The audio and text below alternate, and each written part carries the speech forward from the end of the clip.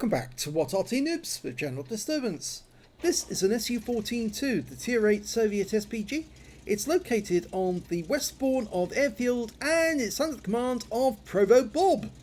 Now he's on the Asia server, which means that sometimes they get a lot of bots supplemented into the teams, but on this occasion he's got a full load of human players to go up against, except one that happens to be asleep. Yes, that T-54E1 didn't load in very quickly. Well, ProvoBob's found his firing position, which is a very odd one because he's actually at the spawn point. But he's decided he's going to fire from here for the moment. Now he's aiming towards the bush on the hill overlooking the enemy cap area. Now, sometimes tank destroyers tend to go into that bush because it gives them a good look at Temple Mount, the island in the centre. I think he's anticipating there's somebody there. If there was any tank destroyer in that bush, he's probably, at this moment, his ears will be ringing and he might have lost some hit points to splash. Now, ProvoBob's using the 203mm B4 howitzer, which is capable of doing 1050 alpha, penetrating 52mm of armour, and it's got a burst radius of just under 11 meters. Now, an enemy tank's turned up, but because of the angle that ProvoBob's lined up at, he's actually unable to get a shot on that guy because he can't loop the shell over. So he's actually had to move a little further back so he can get the shell in. And he fires a snapshot at the T-44, and it does actually do some splash. 452 hit points of damage on that medium tank. Now the Centurion's gone balls deep, and unfortunately now he's being fired at by two tanks at the same time. The T-44's gone in to help him, and well, both of them have got wiped out. They made very poor choices, poor life choices.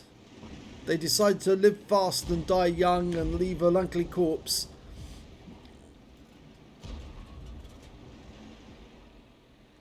Okay, ProvoBob was having a look at the heavies, and he's not ideally placed to shoot at them because of his position near his own cap. I think he wants to go for these guys. You see that mountain there can be in the way when you want to shoot at guys who are shooting in that lane, so that's why it's sometimes advantageous to move south. Oh, now that's the turn up for the books. He's got a kill. He actually managed to splash to death a VK7501K, which is a premium heavy tank, a German premium. Now, he hasn't got a shot in the Object 430 because the rock's in the way. The 252U, yeah, I'm afraid from this position he's not got a good shot. And he's decided, yes, he has to move south. Now, I may have mentioned before, this Arty was actually designed and built from the T-35 heavy tank, which is not the best tank. In fact, David Fletcher said that the dimensions were all wrong, and as a consequence it doesn't move very well. In fact, it barely moves at all. It struggles to move anywhere. He's lined up on that corner. There was a heavy tank nearby, but he's uncertain if he actually got any damage from that one. Here's a much more certain targets, the Charioteer and these two here. He's marked the Charioteer for his teammates. Now, if you're wondering about that yellow arrow, by the way, I'm using the mods to convert the new system of targeting that Wargaming's brought in, which is dreadful, into a proper down arrow, because we used to have down arrows which indicated that's what I'm targeting, but now all we get is this dreadful symbol that appears above the tank, which confuses everyone. They don't know what it means, and as a consequence, well, very few know what it means, and as a consequence they just ignore it. In the past, if you saw a target and you wanted to attack it, you press the T key and either crosshairs, if you're a tank, crosshairs would appear on it, and that would alert everyone you want fire on that target. If you're an Arty and you put the reticule over the target, press the T button, you get a down arrow, or circles on the ground if you can't see the enemy tank. He fires at that T95 and gets a direct hit.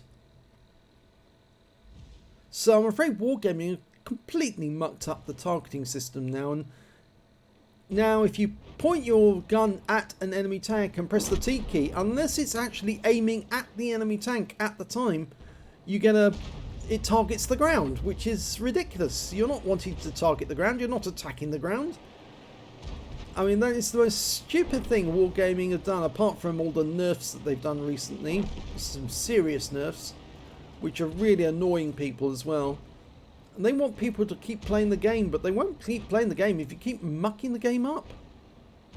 I mean, it's bad enough you put wheelies into the game. Yeah, it's that ridiculous targeting system again. Nobody knows what it means.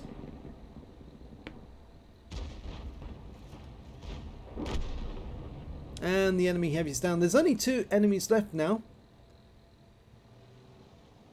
Got a Striv 1030 and a Scorpion G, and we're thinking that the Striv's up in this corner.